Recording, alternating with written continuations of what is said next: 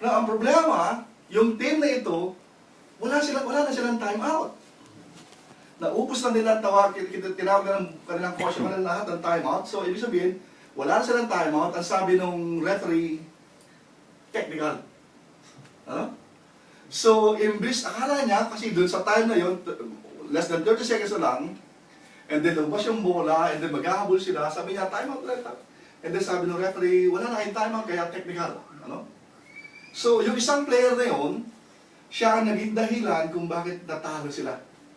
Dahil pagkatapos ng nag-shoot siya ng technical foul, and then, imbis na dalawa lang yung lamang nila, lumamang pa sila ng 7 points. So, nahirapan silang humabol. So, listen to me. When you take time outs, either it will help you or it will fail you. Hindi lahat ng rest ay maganda. Merong rest na hindi dapat na mag-rest. Yung iba naman, rest, hindi na bumabalik doon sa game. Gusto mag-rest na lang ng mag-rest. Ano? So, yun ang pag-aaralan natin tonight. Dahil ngayon ay holiday, ngayon ay China Nash, nagkaroon tayo ng kapahingahan. Kay Brother Hill and some of our men, our ladies, ang kapahingahan nila ay maglingkod pa rin sa Panginoon. Why? Dahil yung 7 araw nilang ginagawa, 6 na araw nilang ginagawa, 1 buwan nilang ginagawa ay para lang sa kanilang hanap buhay. This time, meron silang pagkakataon na magsilbi sa Panginoon. So they grab that opportunity to be used by God for God's glory. So this time, this is not about my time, Lord. This is not about my day, Lord. This is about your day. And I will make this rest day as your day. And that is a blessing. That is good news. That is maganda sa harapan ng Panginoon. So ngayon pag-aaralan natin, nag-iisip ko kung anong verse ang aking sasabihin sa inyo. Siguro babalik tayo doon sa Genesis chapter 2. Open your Bible sa Genesis chapter 2, verse number 2 to 3. Genesis chapter 2. And on the 7th day, God ended His work which He had made, and He rested. Question ngayon gabi, bago tayo magpatuloy. Ang Diyos ba ay napapagod? Okay? Ang Diyos ba ay napapagod? Bakit sabi ng Biblia, He rested? Ano ibig sabihin nun? Brother Benedict, ang Diyos ba ay napapagod? Actually, hindi mo siya napapagod. Sabi niya, let there be light.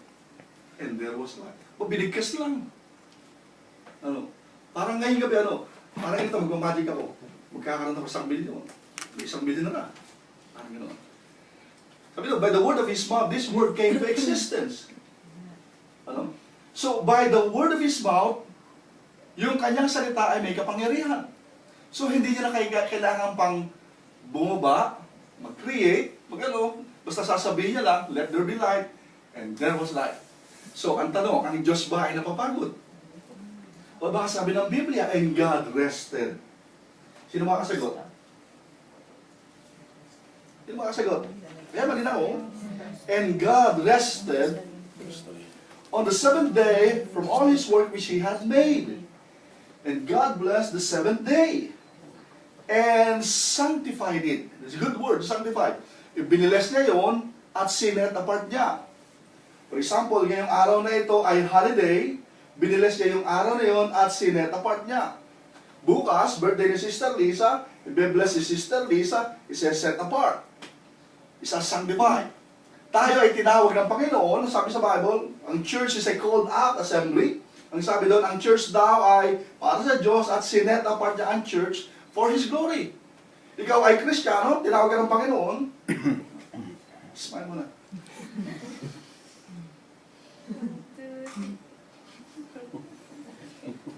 Sinet apart tayo ng Panginoon, tinawag tayo ng Panginoon para sa Kanyang kaharian, sa kalangitan. Sinet apart tayo, sanctified. Ano? Yung sanctified ay galing doon sa root word na saint. Saint Angie. Ano? Kaya tayo ay mga sanctified, sinet apart ng Panginoon. Merong plano sa atin ng Panginoon. Walang kaplano-plano ang ating buhay. Pero na tayo maligtas, binigyan tayo ng plano, binigyan niya tayo ng directions. So ngayon gabi, pag-aaralan, wala nakakasagot. Bakit? Hula. Job well done. Ha? Job well done po. Job well done. Again, bakit? Pag sinabing God rested, He ceased from creating. Para bang hininto niya lang kasi tapos na. Hindi naman siya napapagod talaga eh. Hininto niya lang kasi tapos na yung kanyang ginagawa. So that is a good, pag-aaralan natin bakit kailangan din tayong huminto minsan. Kaya yun ang topic natin pag-aaralan. Number one, sa ating pag-aaralan, let me tell you something about rest. Number one, sa ating pag-aaral. Everyone needs rest.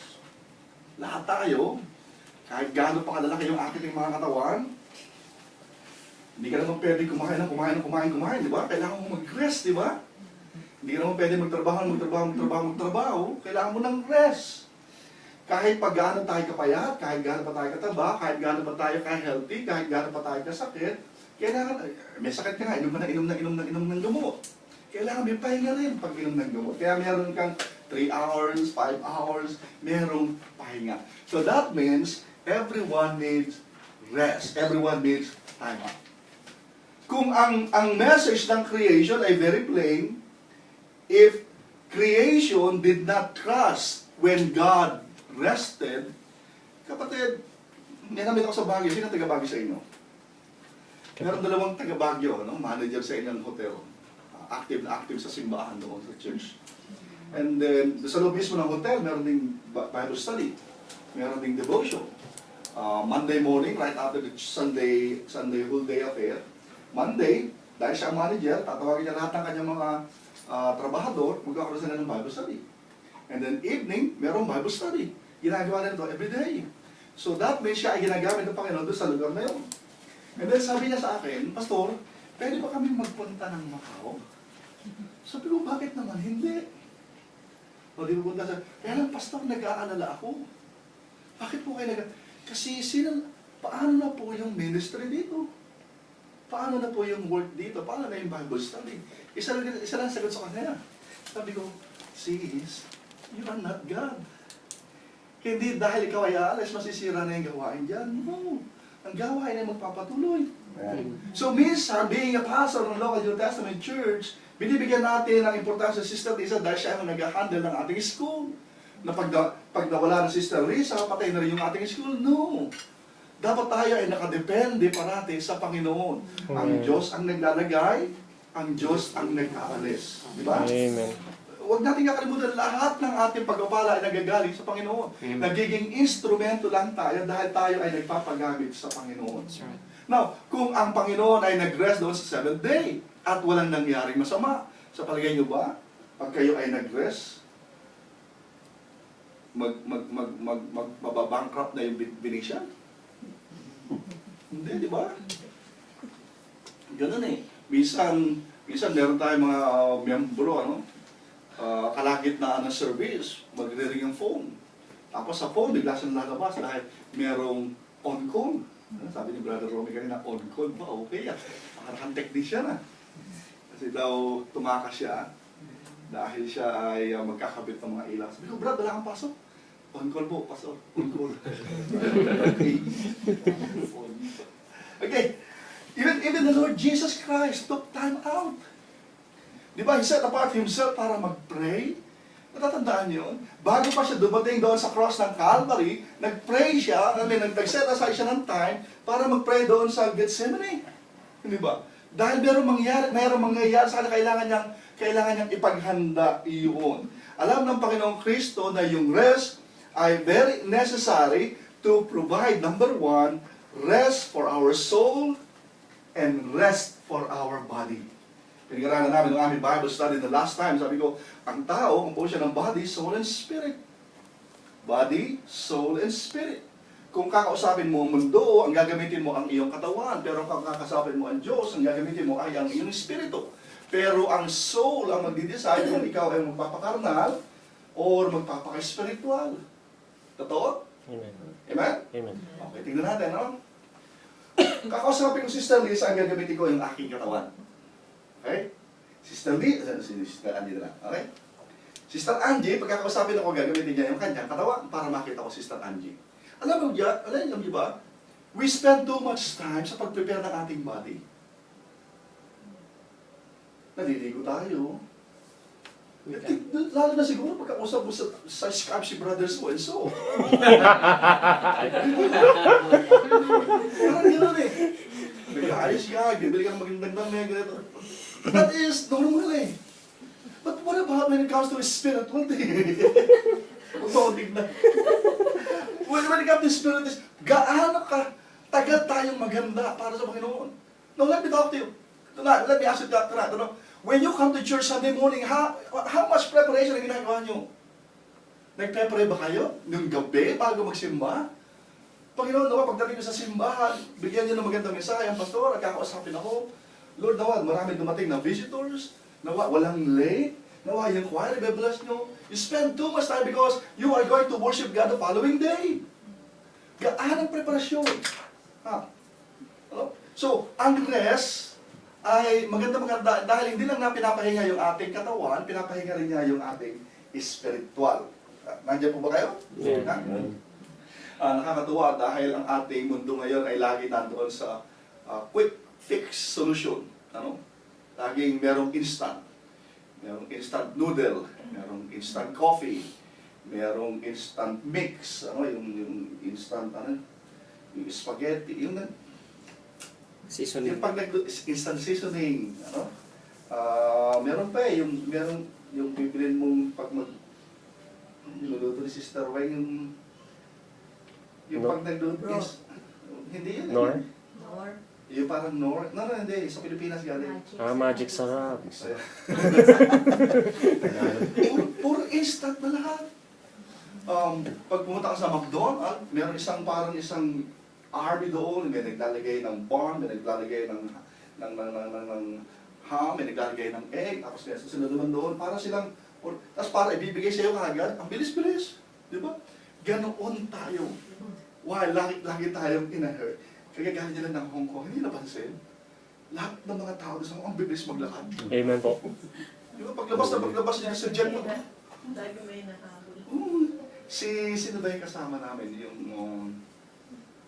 Sino yung kasama namin yung asawa ni Brother John.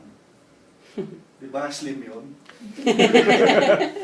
Sabi ko, Sister Maria, pagdating natin ng Hong Kong, ang bibilis ng lakad doon, kailangan tayo sa mobile. Kung hindi, maiiwan tayo. Di, siyempre, paglaba namin doon sa jet pool, ang bilis ng lakad namin. Yung iba, naka-escalator na, naglalakad pa rin sa escalator. Ganun sila kanina. Oo. Di pagdating namin, nakabili na ako ng ticket, nakabahan na kami doon sa baba, naghihintay kami ng train, dumating si Sister. Tawa kami doon, tawa. Dahil, mabagal kasi maglakad yun. No? So, doon, yung time yung kailangan siyang maglakad ng bilis. Sabi nga rin dyan, palagay, pag nandito kami sa Macau at sa Hong Kong, papayat ito. Okay, sa ating pinag-aaralan, everyone needs rest. We live in a 24/7 culture. Singapore, I don't know kung kayo nakapunta ng Singapore, 24 hours meron silang hot food. Sa Macau, ganun din, 24 hours meron silang hot food. 24 hours yung gusto nyo mag-shopping at 3 o'clock in the morning, pwede. Kung gusto nyo mag-grocery ng 3 o'clock, 2 o'clock in the morning, pwede. Meron kayo nakalimutan bilhin, mabibili nyo kagad sa labas dyan. So ganoon yung ating culture na para bang kahit matulog, hindi ka matulog ng 3 araw, okay lang. Sino sa inyo nakapasok na ng casino? Amen. Hindi nyo ba napansin sa casino walang bintana?